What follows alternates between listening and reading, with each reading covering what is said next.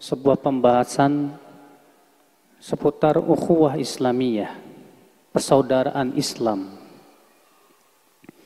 Karena kita semua kaum muslimin diikat dengan sebuah persaudaraan. Persaudaraan itu adalah persaudaraan Islam. Persaudaraan yang harus kita pahami betul bagaimana menjaga persaudaraan tersebut. Karena banyak sekali faktor-faktor yang menyebabkan persaudaraan kita mungkin retak, persaudaraan kita pecah. Maka dari itu pada kesempatan siang hari ini insya Allah kita akan membahas tentang ukhuwah imaniyah islamiyah. Allah Ta'ala berfirman dalam surat Al-Hujurat, innamal mu'minuna ikhwatun. Ayat ke-10.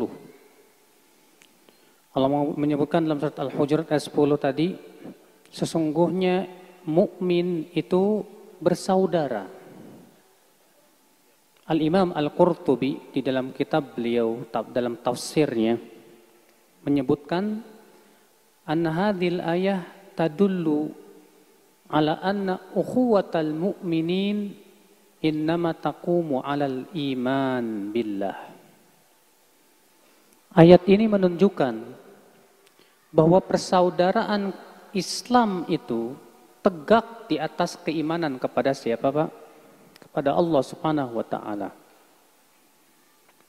Jadi kewajiban kita mengikat persaudaraan itu harus di atas keimanan, iman kita kepada Allah. Siapapun dia yang beriman kepada Allah dan dia seorang muslim, maka dia saudara kita. Dia adalah ikhwah kita yang harus kita jaga hak-hak sebagai seorang mukmin, seorang muslim yang harus kita perhatikan. Maka ya akhwan Islam, saudara-saudaraku sekalian, saya ingin membahas dulu yang pertama, apa saja yang merupakan hak-hak persaudaraan. Karena muslim dengan muslim yang lain itu bersaudara, apa sih hak-hak yang harus dipenuhi? Ya sebagai itu adalah merupakan hak-hak persaudaraan. Yang pertama, awalan, an yakuna al-muslim nasiran wa mu'inan li akhihi al-muslim. Seorang muslim itu harus membela dan membantu muslim yang lain. Jangan seorang muslim tidak peduli dengan muslim yang lain. Ketika kita melihat saudara kita butuh bantuan, jangan cuekin. Ketika kita melihat tetangga kita susah hidupnya, jangan biarkan. Ketika kita mendapatkan saudara kita sakit, butuh bantuan, bantu.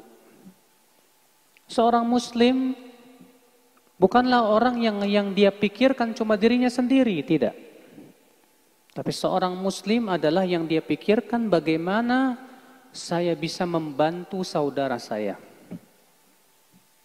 Rasulullah SAW bersabda, wallahu fi aunil abdi ma kana al abdu fi auni akhih.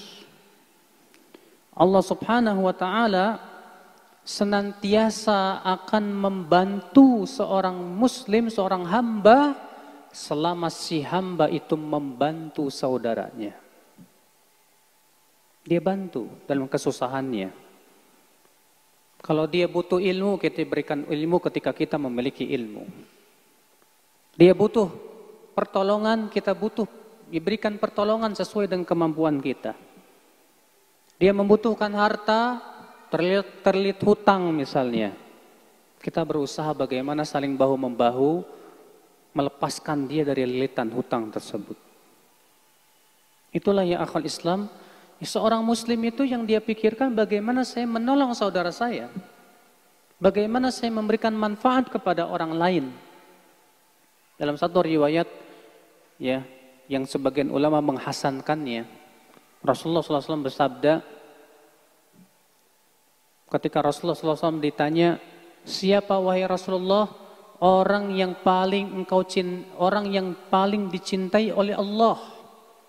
Man ahabbun nasi ilallah? Siapa manusia yang paling dicintai oleh Allah? Apa kata Rasulullah SAW? Ahabbun nasi ilallah anfa'uhum linnas. Manusia yang paling dicintai oleh Allah yaitu manusia yang paling bermanfaat untuk manusia lainnya. Itu seorang muslim. Islam mengajarkan seorang muslim itu bagaimana memberikan manfaat buat orang lain. Islam tidak pernah mengajarkan muslim untuk memanfaatkan orang lain. Makanya kalau ada seorang muslim kerjaannya memanfaatkan orang lain, Pak, salah. Kerjaannya selalu mengharapkan bantuan orang saja, salah. Seorang muslim itu yang dia pikirkan bagaimana saya memberikan bantuan kepada orang lain. Makanya Rasulullah mengatakan tangan di atas lebih baik daripada apa? Tangan di bawah. Itu seorang muslim. Seorang muslim itu punya apa? Kehormatan. Tidak rendah. Maka seorang muslim itu diminta untuk dia pikirkan bagaimana saya memberikan bantuan kepada saudara saya sesama muslim. Rasulullah SAW menganjurkan kita, Pak, supaya kita perhatian kepada orang-orang fakir miskin. Bahkan Rasulullah menganggap membantu fakir miskin, orang-orang lemah, para janda, pahalanya sama dengan berjihad di jalan Allah Subhanahu wa taala. Dalam riwayat Bukhari dan Muslim dalam sahihnya Rasulullah SAW bersabda, "As-sa'i 'alal armalati wad-du'afai kal mujahid fi sabilillah wa kas-sha'im alladzi la yuftir wal qa'im alladzi la yaftur." Orang yang memperhatikan para janda dan orang-orang yang lemah hidupnya, susah hidupnya, maka pahalanya seperti berjihad di jalan Allah. Dan seperti orang yang berpuasa tidak berbuka. Dan orang yang sholat tidak ada lelah-lelahnya. Bayangkan pahala orang-orang yang berusaha membantu orang-orang susah. Iya. Rasulullah SAW memerintahkan kita memperhatikan anak yatim. Kata Rasulullah SAW, "Ana wa kafilul yatim kahatain fil jannah." Aku dan orang yang menanggung anak yatim itu di surga seperti ini kedudukannya. Subhanallah. Subhanallah ya akal Islam. Makanya seorang muslim itu jiwa sosialnya tinggi. Seorang muslim itu tidak boleh punya sifat individualistik. Yang dia pikirkan cuma dirinya sendiri, enggak. Seorang muslim itu harus punya sifat rahmat dan kasih sayang kepada apa? Orang-orang yang terutama sangat susah hidupnya. Makanya Rasulullah SAW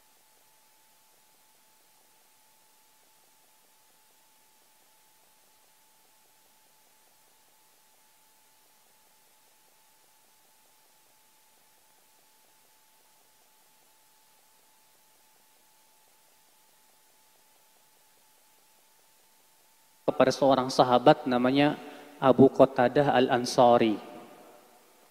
Jadi dia berhutang sama Abu Qatadah. Nah, rupanya Abu Qatadah nagih terus. Setiap nagih nggak ada terus di rumah. Datang ke rumahnya nggak ada. Datang lagi ke rumahnya nggak ada. Suatu ketika Abu Qatadah datang ke rumahnya. Rupanya anaknya ada di depan rumah. Kata anaknya, "Bapak ada di rumah lagi makan." Makanya Abu Qatadah berkata, "Fulan, keluar. Saya tahu kamu ada di rumah." Makanya si orang ini, Pak, keluarlah dari rumahnya dan berkata, "Wahai Abu Qatadah, maafkan saya. Saya bukannya tidak mau bayar hutang. Tapi saya sedang susah hidup saya. Mendengar itu Abu Qatadah menangis. Apa kata Abu Qatadah radhiyallahu an? Sami'tu Rasulullah sallallahu alaihi wasallam. Aku mendengar Rasulullah sallallahu alaihi wasallam bersabda. Apa kata Rasulullah sallallahu alaihi wasallam? Ya. Man afa an akhihi, siapa yang memaafkan hutang saudaranya, maka ia berada di bawah naungan arasy pada hari kiamat. Dia akan berada di bawah naungan arasy pada hari kiamat. Subhanallah ya akhwal Islam. Nah inilah ya akhi, hakikat persaudaraan. Muslim saudara kita. Dia kelilit hutang, dia susah, karena dia saudara kita, jangan dicuekin. Jangan dibiarkan. Kata Rasulullah apa? Al-muslim, akhul muslim. Muslim itu saudara muslim yang lainnya. La yadhlimu, tidak boleh dia menzoliminya. Wala yakhdhuluh, tidak boleh membiarkannya begitu saja. Jangan dibiarkan dia. Bihasbi imri'in minasyarr an yahqira akhahul muslim. Kata Rasulullah SAW, cukuplah bagi seorang muslim itu keburukan ketika dia menganggap remeh saudaranya sesama muslim. Nah, ya akhwat Islam, azani Allah wa iyyakum. Ini yang pertama, Pak. Hak persaudaraan muslim yang pertama apa, Pak? Hah? Pertama apa? Hah? Jelas nggak ucap penjelasan saya, jelaskan. Tadi yang pertama apa tadi? Saling membantu. Jangan cuek sama orang. Bagaimana kita menjadi orang yang bermanfaat buat saudara. Ya. Yang kedua, ini persaudaraan sesama muslim. Apa itu? Allah yadhlim muslim akhahu bi ayyi naw'in min anwa'idz dzulm wa in qalla. Tidak boleh menzolimi sesama muslim. Berbuat zolim kepada sesama muslim haram. Apa sih zolim kepada seorang muslim itu, akhi? Semua macam kezoliman haram. Baik dengan mengambil hartanya, atau dengan merusak kehormatannya, atau dengan menyakiti hatinya. Nah, coba ya akhi. Ketika antum menggibah teman antum, menggibah di Facebook ataupun yang lainnya, atau antum sedang berbicara-bicara sama teman, kemudian membicarakan kejelekan si fulan, si alan, wa anu dan yang lainnya, gibah. Dan gibah itu dosanya bukan kecil, Pak, besar. Rasulullah Allah Ta'ala berfirman dalam surat Al-Hujurat ayat ke-12. Apa kata Allah?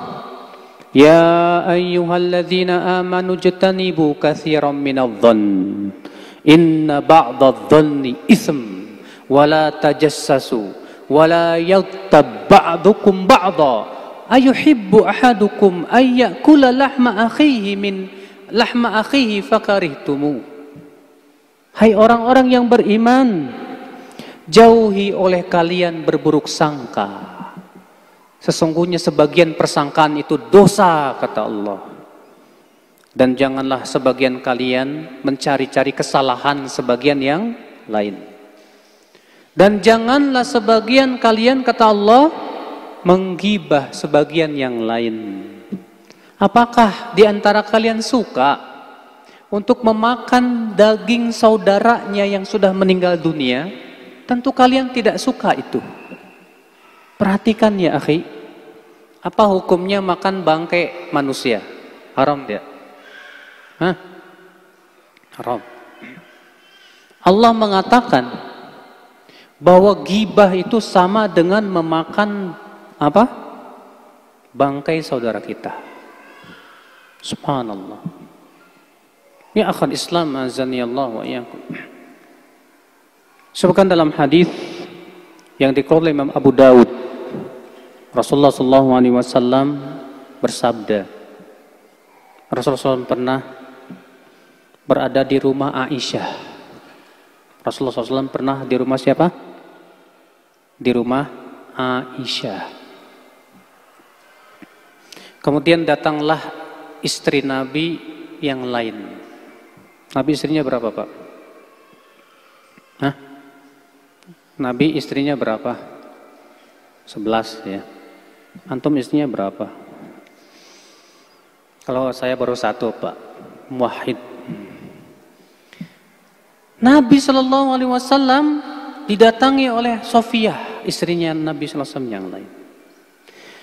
Sofiyah punya ada sesuatu yang ingin dibicarakan dengan Nabi SAW. Kemudian Sofiyah setelah selesai bicara-bicara, Sofiyah pun pergilah. Kemudian Aisyah radhiyallahu anha, ketika Sofiyah sudah pergi, apa kata Aisyah? Ya Rasulullah, hasbuk min Sofiyati kada. Ya Rasulullah, cukuplah Sofiyah itu begini. Maksudnya apa? Pendek. Lihat. Apa kata Rasulullah kepada Aisyah? Ya Aisyah, laqad qulti bi kalimatin law muzijat bima'il bahri lama zajathu. Hai Aisyah, kamu sudah mengucapkan kata-kata, kalaulah ucapan kamu itu dicampur dengan air laut, kotorlah air laut itu. Padahal Aisyah cuma isyarat aja. Apa kata Aisyah? Hah? Ya Rasulullah, cukuplah bagimu Sofiyah begini. Cuma ngomong begitu. Bayangkan. Ternyata apa kata Rasulullah SAW? Kamu sudah mengucapkan kata-kata, kalaulah ucapan kamu tadi dicampur dengan air laut, kotor air laut itu. Rusak air laut itu, Pak. Subhanallah. Ghibah. Menzolimi orang, Pak. Apalagi merusak kehormatan seorang muslim di media sosial, di Facebook dan yang lainnya. Haram. Bahkan merusak kehormatan seorang muslim, dosanya lebih besar daripada riba. Merusak kehormatan seorang muslim, dosanya lebih besar dari apa? Hah? Riba. Antum tahu tidak? Dosa riba itu berapa? Tahu dosa riba bagaimana besarnya? Dengerin hadisnya. Dirhamu riba, 1 dirham riba lebih besar daripada 36 kali berzina. Hadis ini hasan. 1 dirham riba lebih besar daripada 36 kali berzina. Bayangin. Berarti riba sama zina besaran mana, Pak? Hah? Zina dengan riba besaran mana? Riba. Zina dosa besar tidak? Dosa besar. Tapi ternyata makan riba lebih besar daripada zina. Dan subhanallah, Pak, banyak orang yang Masya Allah berusaha menghindari riba. Iya, alhamdulillah. Tapi terkadang dia jatuh kepada yang lebih berat dari riba. Apa itu? Merusak kehormatan seorang muslim. Dalam riwayat Nasa'i, Rasulullah SAW bersabda, Inna lirriba 70 baban. Riba ada 70 pintu lebih. Yang paling rendah kata Rasulullah, seperti seseorang mensetubuhi ibunya. Dan riba yang paling riba kata Rasulullah, seseorang merusak kehormatan saudaranya. Riba yang paling riba itu apa? seseorang merusak kehormatan saudaranya. Pak, di zaman sekarang ini Pak, pembunuhan karakter ini ngeri Pak. Seseorang dijatuhkan namanya sejatuh-jatuhnya dengan cara dicari-cari apa? Kesalahannya. Apalagi dia seorang ustadz yang banyak ceramah di YouTube. Dicari-cari ucapan-ucapannya yang kebetulan memang jatuh dalam kesalahan. Wah, digembar-gemborkannya, hancur nama ustadz tersebut. Memang tujuannya untuk membunuh karakternya. Ini termasuk merusak kehormatan seorang muslim, wallah. Dan dosanya lebih besar daripada apa? Riba. Subhanallah. Makanya dari itulah ya akhwan Islam, hak seorang muslim dengan muslim yang lain tidak boleh menzaliminya. Tidak boleh menzaliminya. Antum di Facebook sering kali memberikan komentar yang nyakitin hati. Nyakitin hati seorang muslim, zalim loh Pak. Haram itu. Tidak boleh menyakiti hati seorang muslim. Kalau antum mau komentar dan antum tidak setuju dengan pendapat dia, sampaikan dengan ucapan yang lemah lembut, santun, adab, dan ilmiah. Silahkan. Jangan kemudian mengucapkan kata-kata yang tidak enak Pak. Apalagi kalau kebun binatang keluar itu, wah ini musibah. Ya. Islam apakah mengajarkan kita seperti itu, mengucapkan kata-kata yang tidak enak? Hah? Antum tahu tidak Pak? Di dalam Al-Quran Allah memanggil orang-orang Yahudi apa? Hah? Di dalam Al-Quran Allah memanggil orang Yahudi bagaimana manggilnya? Ada yang tahu? Hah? Apa? Allah memanggil di orang Yahudi di Al-Quran gimana? Ya Bani Israel, ya kan? Pernah baca nggak suratnya? Surat apa tuh? Banyak. Al-Baqarah. Ya Bani Israel adhkuru ni'mati allati an'amtu alaikum wa anni faddaltukum 'alal 'alamin. Hai anak-anak Israel. Ya. Siapa Israel? Israel itu Nabi Yakub alaihissalatu wassalam. Bayangkan Pak, orang Yahudi dipanggil oleh Allah dengan kata-kata itu. Hai anak-anak Israel. Coba bayangkan kalau antum dipanggil begini. Hai anak bangsawan. Hah? Rasanya gimana? Kalau antum misalnya anak raja ya. Hai anak raja. Rasanya gimana Pak? Tersanjung enggak? Tersanjung. Allah memanggil orang Yahudi. Padahal antum tahu sendiri Yahudi gimana akhlak mereka. Padahal antum tahu orang Yahudi itu sudah membunuh puluhan nabi. Tapi ternyata Allah mengatakan, hai anak-anak Israel. Allah tidak memanggil mereka apa? Allah tidak memanggil mereka, hai anak-anak babi dan kera. Enggak. Allah mengatakan, hai anak-anak Israel. Masya Allah. Indah kan adab Al-Quran? Lembutnya Al-Quran. Lembut sekali. Ya. Pernah Pak, Rasulullah SAW sedang duduk, lewat orang Yahudi. Apa kata orang Yahudi itu? Assalamu alaik, kematian atasmu. Ya, bukan assalamu alaik, tapi apa? Assalamu alaik tuh. Hati-hati. Saya suka mendengar di antara kita yang salamnya begini, Assalamualaikum. No, sam itu artinya kematian. Ya. Yang benar assalamu alaikum gitu. Nah, orang Yahudi ketika melewati Rasulullah, apa kata orang Yahudi ini? Sam alaik. Apa kata Rasulullah? Menjawabnya, wa alaik. Dah. Lewat lagi yang kedua, orang Yahudi. Assam alaik. Rasulullah menjawab lagi, wa alaik. Ya. Tak lama lewat lagi yang ketiga orang Yahudi. Assam alaik, kematianmu. Kata Rasulullah, wa alaik, dan atasmu juga. Rupanya Aisyah mendengar, Pak. Aisyah mendengar. Aisyah marah.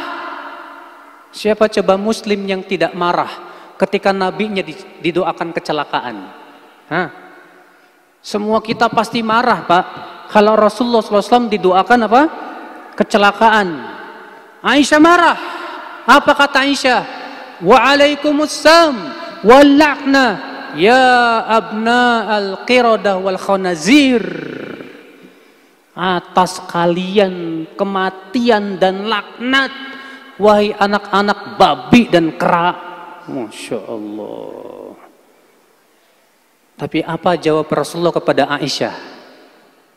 Lihat, Rasulullah SAW menyalahkan Aisyah. Rasulullah mengatakan apa? Mahlan ya Aisyah. Jangan begitu Aisyah. Apa kata Aisyah? Hai Rasulullah, apa engkau tidak mendengar ucapan mereka tadi? Kata Rasulullah, mendengar. Bukankah aku sudah menjawabnya? Hai Aisyah, innallaha rafiqun yuhibbur rifq. Sesungguhnya Allah itu lembut dan cinta kelemah lembutan. Masya Allah. Rasulullah SAW tidak ridho dengan ucapan Aisyah. Ketika Aisyah mengatakan kepada orang-orang Yahudi itu, atas kalian kematian dan laknat wahai anak-anak kera dan babi. Rasulullah tidak suka itu. Itu kepada orang Yahudi, Pak. Gimana kepada sesama muslim? Ya, ya. Maka dari itulah ya akhal Islam azani Allah wa iyyakum. Tidak boleh kita saling menzolimi. Menzolimi dengan ucapan, dengan kata-kata, dengan sikap, dengan kerlingan mata, dengan sinisnya kita. Antum tahu tidak, Pak? Rasulullah SAW pernah ditegur sama Allah gara-gara bermuka masam. Ayatnya tahu nggak? Apa ayatnya? Hah? Rasulullah SAW pernah ditegur oleh Allah gara-gara bermuka masam. Ayatnya apa? Surat apa itu? Abasa, betul. Abasa wa tawalla. Muhammad bermuka masam dan berpaling. Anja'ahul a'ma, karena datang kepadanya orang buta. Lah, sama orang buta Rasulullah SAW bermuka masam, ditegur sama Allah. Gimana kalau bermuka masamnya sama orang melek, Pak? Sama orang buta saja ditegur sama Allah karena kita bermuka masam kepada dia. Gimana kalau yang datang itu orang yang melek, bukan orang yang buta? Masya Allah.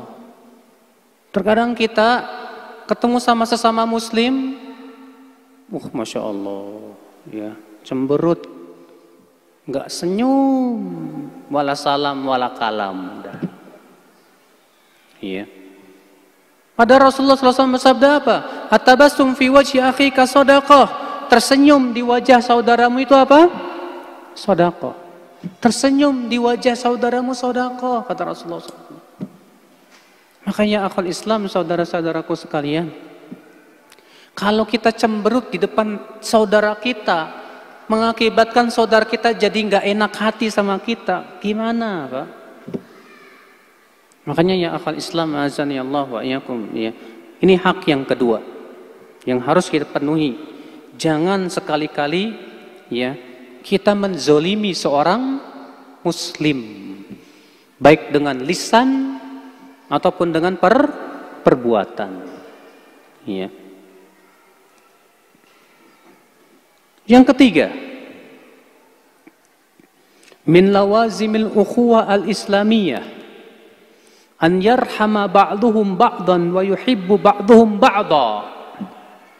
Di antara konsekuensi ukhuwah islamiyah, apa konsekuensinya? Yaitu saling menyayangi. Saling apa, Pak? Saling sayang. Sayang. Mas, Kang, dengerin, jangan ngantuk ya. Ini soalnya udah siang nih. Ya. Saya mau tanya sama antum, apa sih hakikat kasih sayang?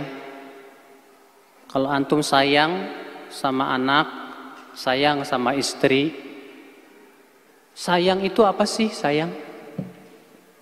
Hah? Sayang itu apa, Pak? Ini Bapak yang udah tua nih, yang lebih berpengalaman tentang sayang-sayangan. Apa Pak sayang, Pak? Hah? Ada yang bisa memberikan ungkapan tentang hakikat kasih sayang? Berkorban. Apa? Rela berkorban. Itu sayang. Masya Allah. Ada lagi yang lain? Apa itu sayang? Yang pakai kacamata nih, udah kawin belum? Bah, kelihatan wajah jomblo nih.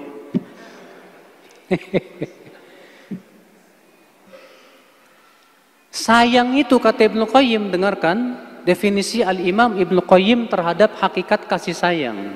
Kata beliau, hakikatur rahmah, hakikat kasih sayang adalah badlul juhdi, ya, atau muhawalatu manfaatil marhumi wa daf'ul mudarrati anhu. Usaha untuk memberikan manfaat kepada orang yang kita sayangi dan menolak mudarat dari orang yang kita sayangi. Itulah hakikat kasih sayang. Jadi hakikat kasih sayang itu apa? Usaha. Bagaimana kita bisa memberikan manfaat kepada dia dan menolak bahaya atau mudarat buat dia. Itu kasih sayang. Allah sayang gak sama hambanya, Pak? Allah sayang tidak sama hamba-hambanya? Sayang? Bagaimana sayangnya Allah kepada hamba? Allah kirim para nabi dan rasul. Allah turunkan kitab suci. Supaya apa?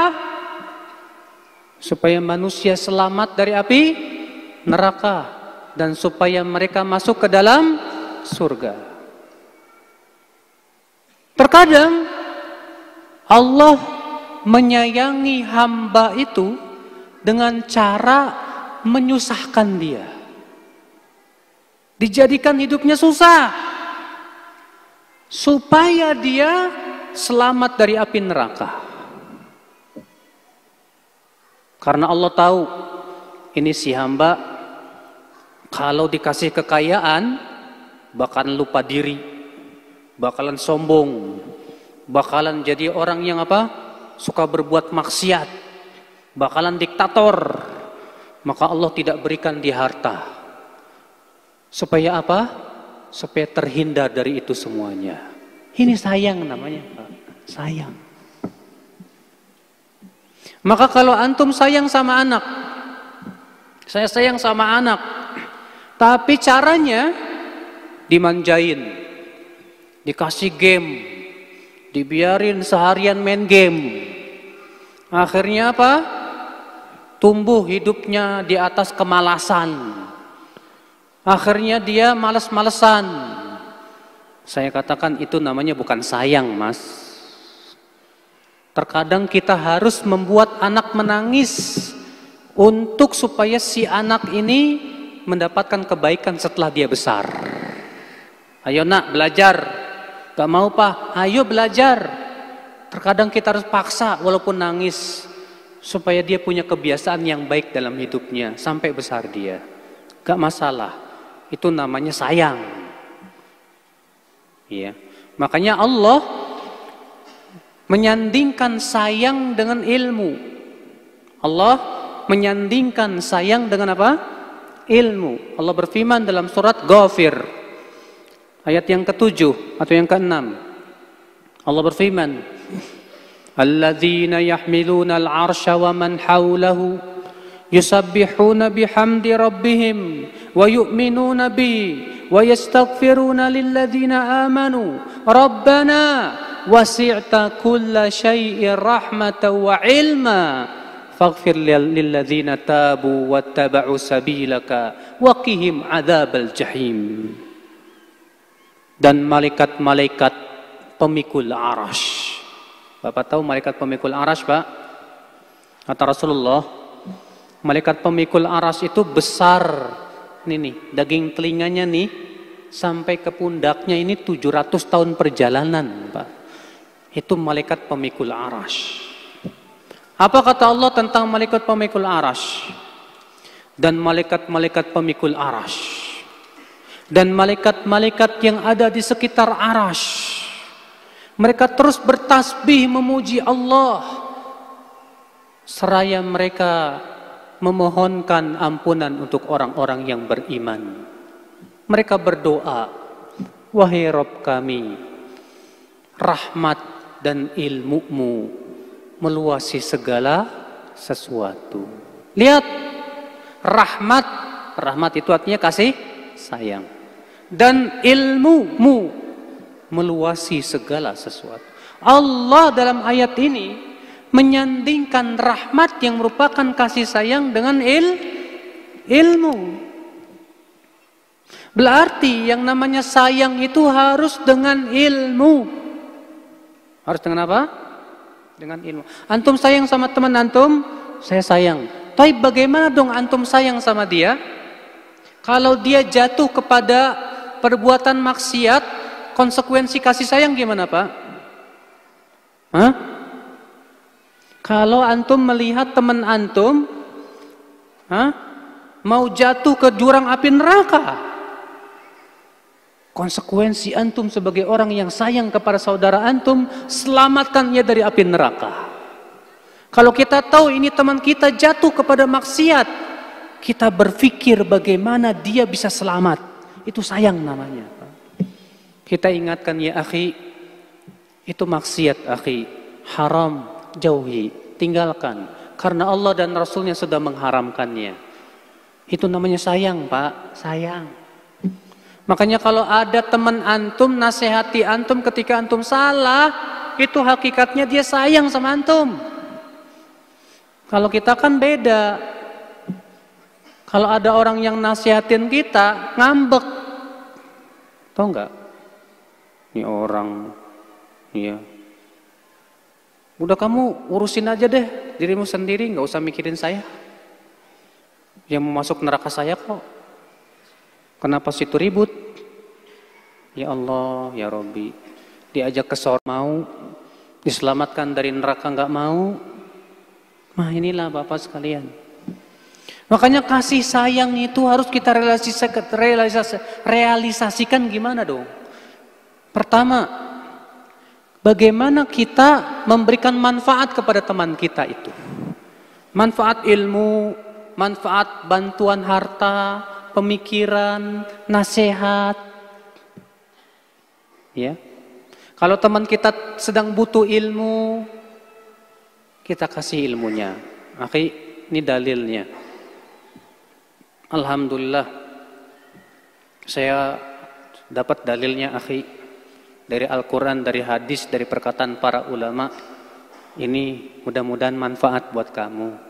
Masya Allah, sayang Pak, kita kasih dia manfaat ilmu pada dia. Alhamdulillah.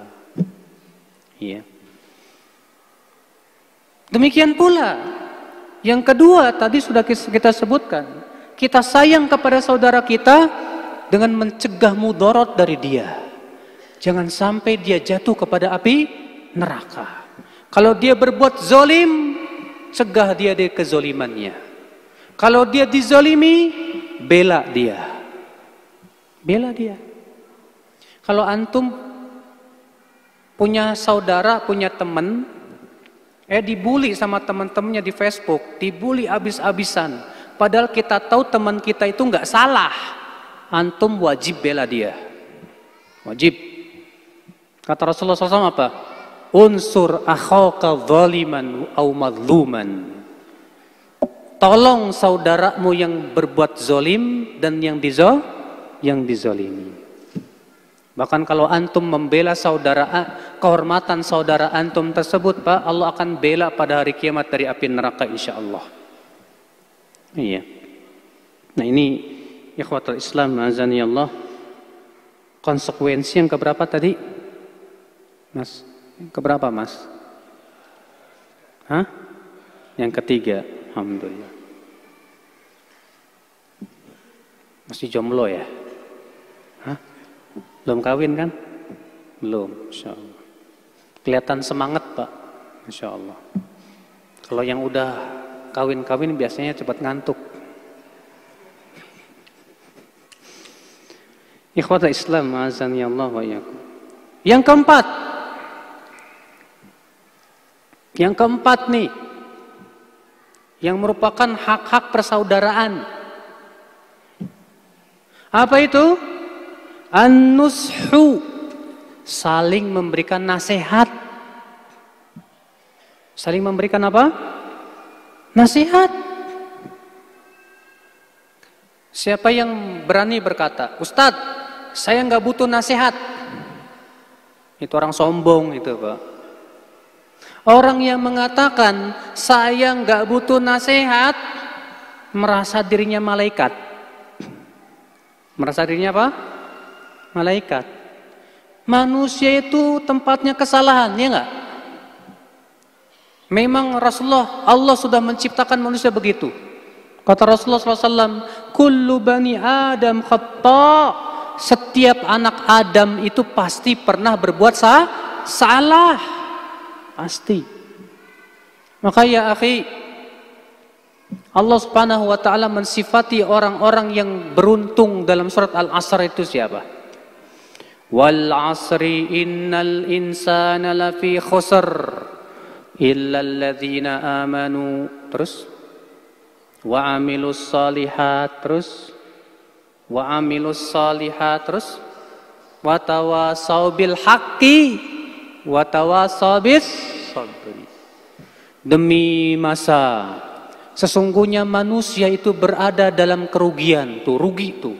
Kecuali siapa yang tidak rugi? Yaitu yang mempunyai 4 sifat. Kecuali orang yang beriman, beramal saleh, saling berwasiat tentang kebenaran dan saling berwasiat tentang kesabaran. Apa makna saling berwasiat? Saling menasihati, saling mengingatkan. Itu yang benar, Pak. Ya.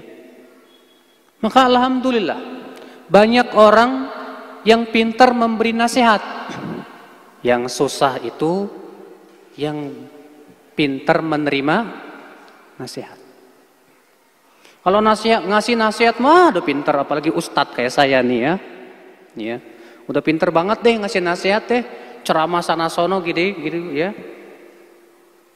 Kalau ngasih nasihat semua orang bisa, saya yakin, Pak. Gampang. Yang susah itu menerima apa? Nasihat. Apalagi kalau kita salah. Kemudian ada orang yang mengingatkan kesalahan kita. Seringkali ya, hati kita panas nih, panas. Padahal ya akhi, saudaraku, Al-Imam Adz-Dzahabi dalam kitab Syiar A'lamin Nubala, ketika beliau menyebutkan biografi seorang ulama yang bernama Ibrahim bin Adham. Ibrahim bin Adham. Apa kata Ibrahim bin Adham? Ma'arafallaha man ahabba syuhrah. Belum mengenal Allah orang yang masih cinta ketenaran. Kata Ibrahim bin Adham, belum mengenal Allah, orang yang masih cinta apa? Ketenaran, pengen tenar Pak. Iya. Apa kata Imam Ad-Dhahabi mengomentari perkataan Ibrahim bin Adham itu? Kata beliau, alamatul mukhlis annahu alladhi qad ahabba syuhrah.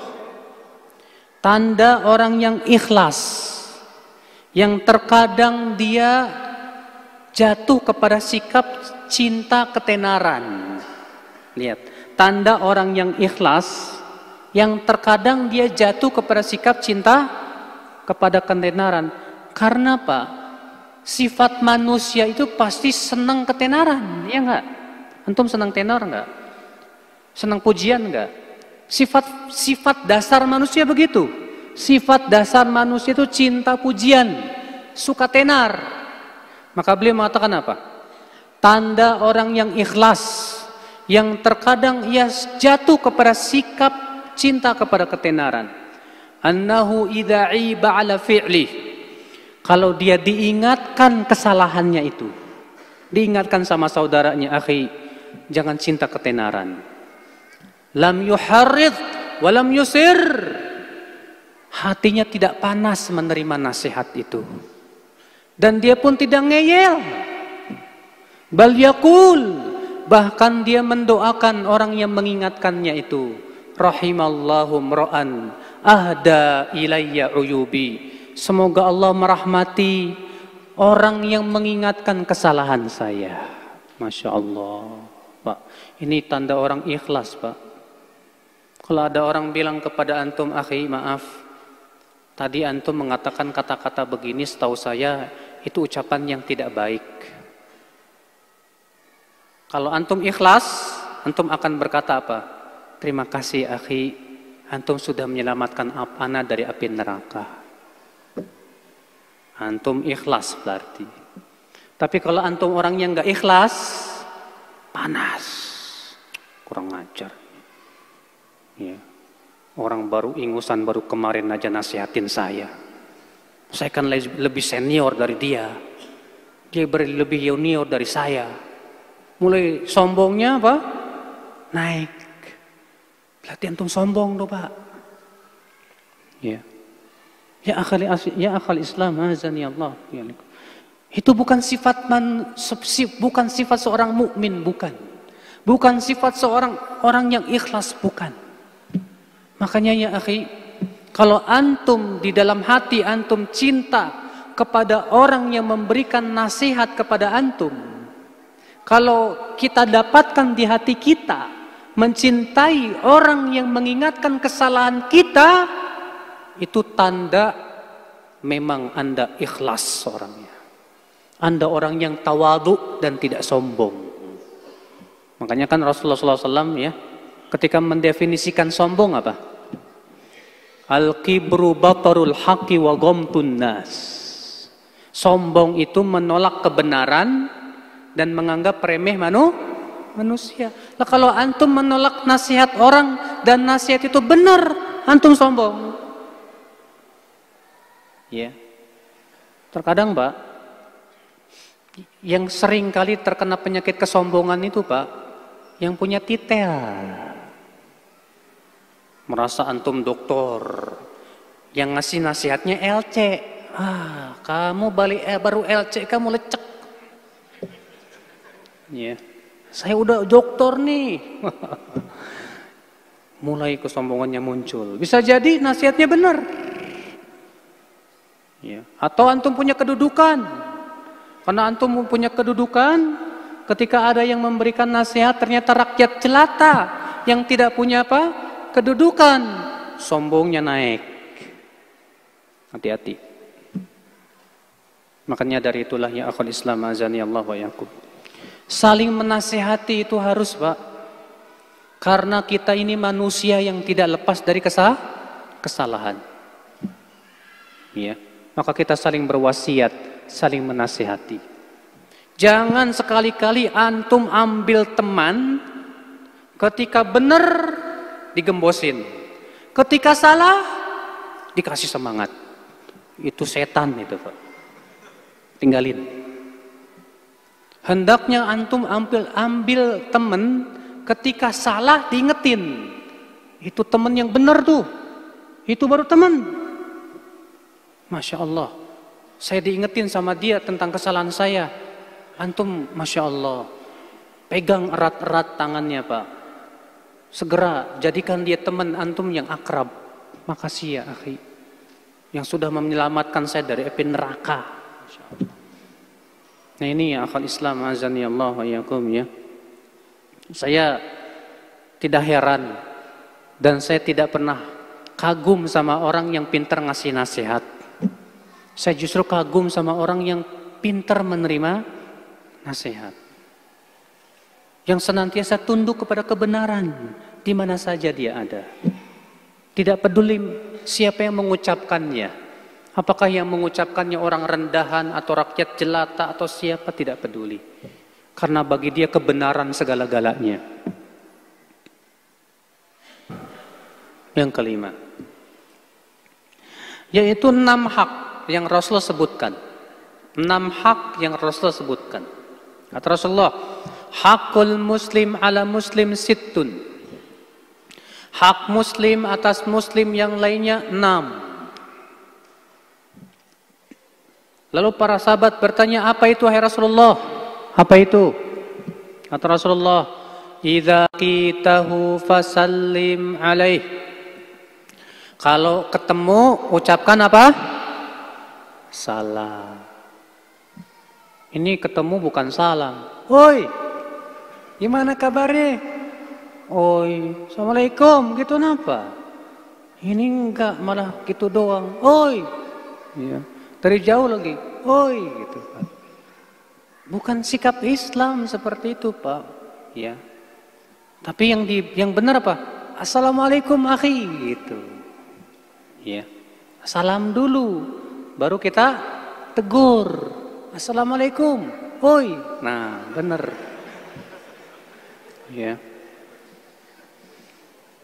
Itu yang pertama tuh. Kalau kita bertemu ucapkan apa? Salam. Ya. Jangan antum ganti selamat pagi, selamat siang. Itu bukan ucapan doa. Selamat pagi, paginya yang selamat, situnya belum tentu. Selamat siang, siangnya selamat, situ belum tentu. Yang benar assalamualaikum. Antum tahu tidak Pak, sejarah assalamualaikum itu dari semenjak kapan? Semenjak Allah menciptakan Nabi Adam. Sebutkan dalam hadis yang diriwayatkan Imam Ahmad dalam musnadnya. Ketika Allah telah menciptakan Nabi Adam, Allah berfirman kepada Nabi Adam, hai Adam, pergilah kamu kepada sekelompok malaikat di sana dan ucapkan salam kepada mereka. Maka Adam pun datang kepada sekelompok malaikat itu dan berkata, Assalamualaikum warahmatullah. Maka dijawab oleh para malaikat, Waalaikumsalam warahmatullahi wabarakatuh. Tuh lihat. Berarti itu sudah diajarkan kepada siapa? Nabi Adam alaihissalatu wassalam. Ya. Nah ini yang akal Islam. Ini yang pertama. Kalau ketemu apa? Ucapkan salam. Yang kedua, wa idza da'aka fa'ajibhu. Kalau dia mengundang kamu, datanglah. Kalau antum datang, teman antum bilang ke antum, akhi, nanti malam datang ya, makan di rumah saya. Itu sudah undangan. Kalau antum bilang begini, insya Allah saya datang, wajib datang. Wajib. Karena Rasulullah mengatakan apa? Siapa yang tidak mendatangi undangan, sungguh ia telah memaksiati Rasulullah SAW. Ya, jadi kalau antum diundang, akhi, nanti sore datang ya ke rumah ya, makan cendol di rumah. Kata antum apa? Insya Allah saya datang, wajib datang antum. Nggak boleh tahu-tahu nggak hadir. Soalnya apa? Orang Indonesia itu kebiasaan buruknya gimana? Kalau ngomong insya Allah tandanya nggak datang. Ya. Besok datang ya? insya Allah. Jangan ngomong insya Allah lah. Tuh kan, gara-gara itu tuh. Padahal mengucapkan insya Allah itu wajib. Allah berfirman dalam surat Al-Kahfi apa? Wala taqulanna li syai'in inni fa'ilun dzalika ghadan illa ayyasha Allah. Janganlah sekali-kali kamu mengatakan saya besok mau melakukan ini kecuali mengucapkan insya Allah. Tuh diwajibkan sama Allah Subhanahu wa taala untuk mengucapkan apa? Insya Allah. Kata para ulama, insya Allah termasuk janji. Insya Allah termasuk apa? Janji. Kalau antum sudah bilang ke teman antum, insya Allah besok saya datang, wajib datang. Kalau anda tidak datang, berarti antum memungkiri janji. Dan memungkiri janji itu termasuk sifat orang munafik, kata Rasulullah. Dosa besar itu, bukan dosa kecil, Pak. Dosa besar itu. Ya. Ini khotbah Islam azani Allah. Nah, ini. Itu hak yang keberapa? Yang kedua. Ada sebuah kisah yang Masya Allah, Pak. Dulu Syekh bin Baz, mufti Saudi Arabia. Pernah dengar nggak? Syekh bin Baz itu muftinya Saudi Arabia, Pak. Ketika beliau keluar masjid, ada seorang pemuda. Pemuda biasa. Syekh, saya ingin mengundang Anda makan malam di rumah saya, bagaimana Syekh? Syekh ngelihat si pemuda tersebut. Orang susah, bukan orang kaya, bukan orang susah. Kata Syekh, kapan? Nanti malam Syekh. Baik, insya Allah saya datang. Tapi saya minta satu syarat. Apa syaratnya Syekh? Kamu harus ikut saya nanti habis maghrib. Gimana? Baik Syekh. Ketemuan janjian, maghrib ketemuan. Datanglah si pemuda tersebut, ikut saya. Ikutlah dengan mobilnya Syekh. Kemana coba? Ke istana raja. Raja Fahad waktu itu.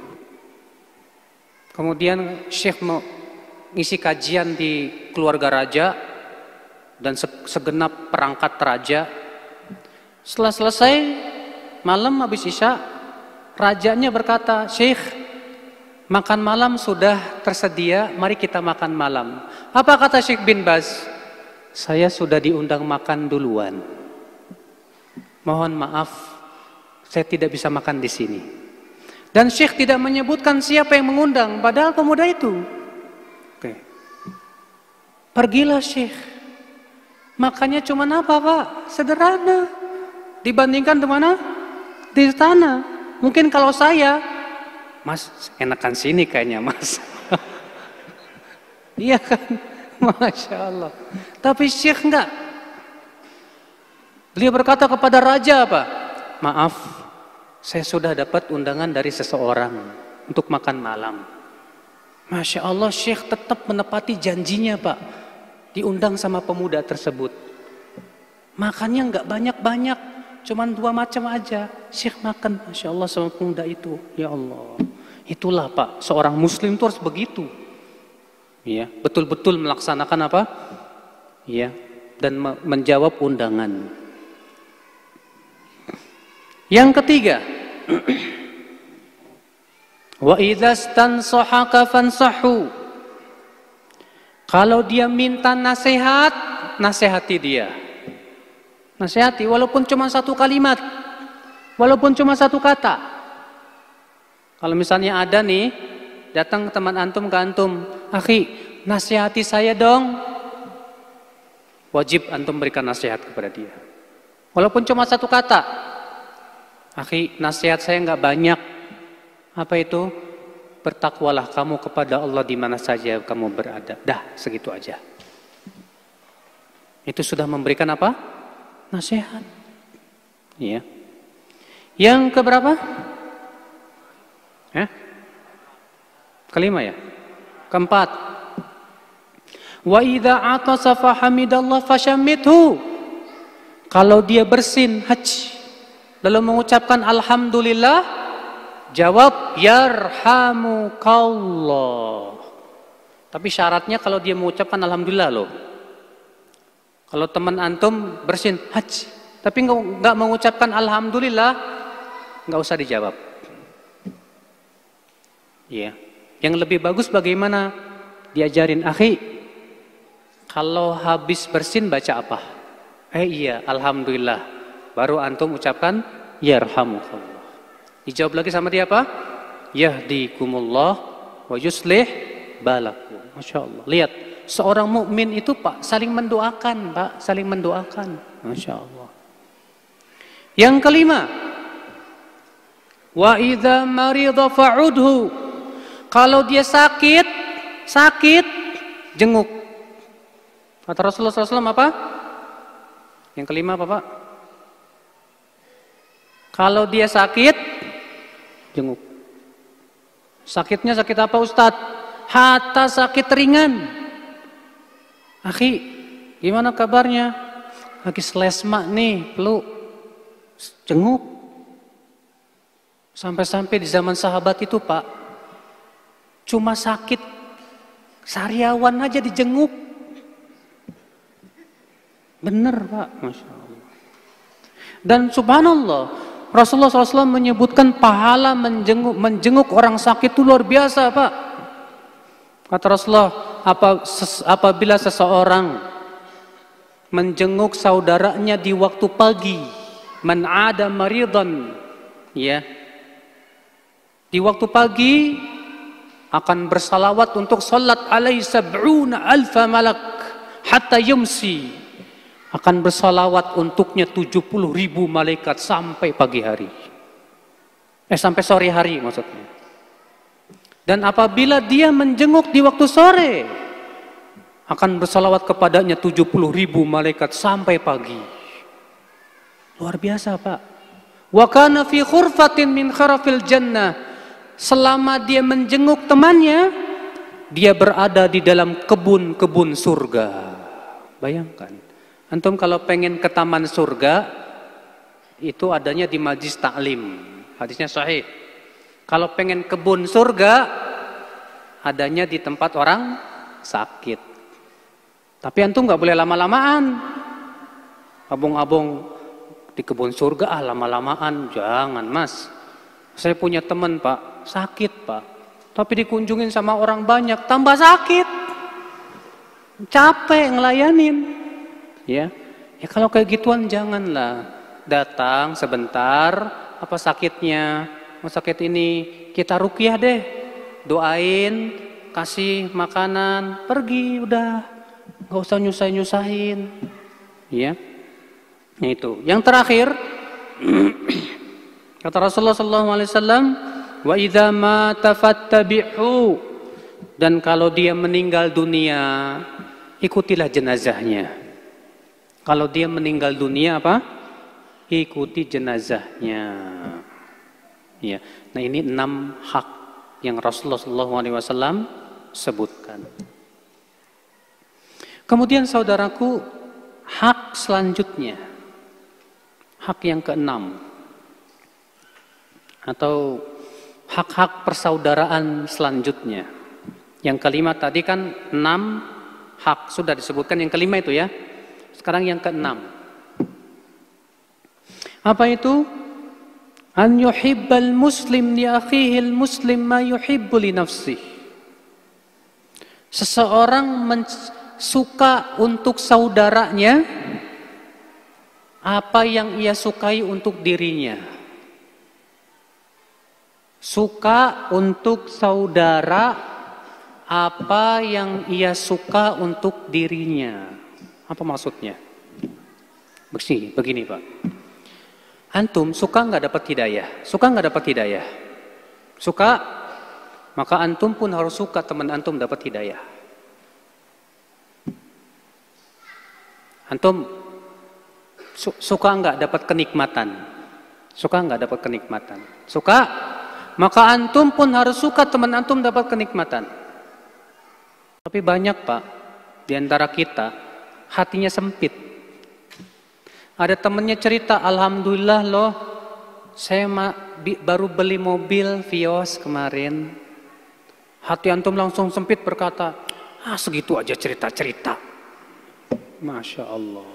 Itu menunjukkan antum belum mencintai saudara antum apa yang antum cintai untuk diri antum.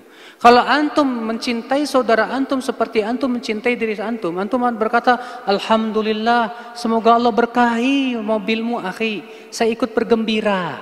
Karena bayangkan, saya juga kalau dapat mobil gembira. Maka kita pun harus gembira dengan kegembiraan dia. Antum suka enggak? Kalau kesalahan kita disebarin orang, suka nggak? Maka jangan kita suka menyebarkan kesalahan orang lain. Apa yang kita tidak sukai untuk diri kita, jangan sukai untuk orang lain. Dan apa yang kita sukai untuk diri kita, sukailah untuk orang lain. Ya, ini berdasarkan hadis riwayat Bukhari dan Muslim dari hadis Anas bin Malik. Rasulullah SAW sabda, la yu'minu ahadukum hatta yuhibba li akhihi ma yuhibbu li nafsihi minal khair. Tidak beriman seseorang dari kalian sampai ia suka untuk saudaranya apa yang ia sukai untuk dirinya dari kebaikan. Ya. Jadi kalau kita alhamdulillah udah dapat hidayah, kita merasa suka dapat hidayah, kita pun juga harus suka saudara kita dapat hidayah. Maka kita berpikir bagaimana supaya saudara kita dapat hidayah. Itu yang kita pikirkan, Pak. Ini memang enggak. Seringkali, Pak, maaf ya, Pak ya. Ketika kita cinta sama teman, kita pasti bisa mengubur kesalahan dia. Mudah tidak? Mudah. Tapi kalau kita lagi enggak suka sama dia, sekecil apapun kesalahan akan kita bongkar. Ini bertentangan dengan hadis tadi, Pak. Kita mencintai seorang mukmin itu karena Allah, bukan karena dia nggak ngasih duit sama saya atau karena dia ngasih duit sama saya, enggak. Ya. Tutupi aib saudara kita. Hatta dia orang yang tidak kita sukai, karena dia seorang mukmin, dia muslim, tutupi saudara aibnya. Jangan kita merasa gembira kalau teman kita jatuh kepada kesalahan. Jangan, ya, jangan. Ya. Kita sedih ketika mendengar saudara kita jatuh kepada kesyirikan, jatuh kepada kemaksiatan, jatuh kepada penyimpangan-penyimpangan. Sedih. Kita ingin supaya dia dapat hidayah juga. Seperti bagaimana saya dapat hidayah. Begitu harusnya ya akal Islam. Ya. Nah ini akal Islam. Azanillah wa iyyakum. Baiklah, saya kira cukup sampai di sini. Mudah-mudahan apa yang saya sampaikan bermanfaat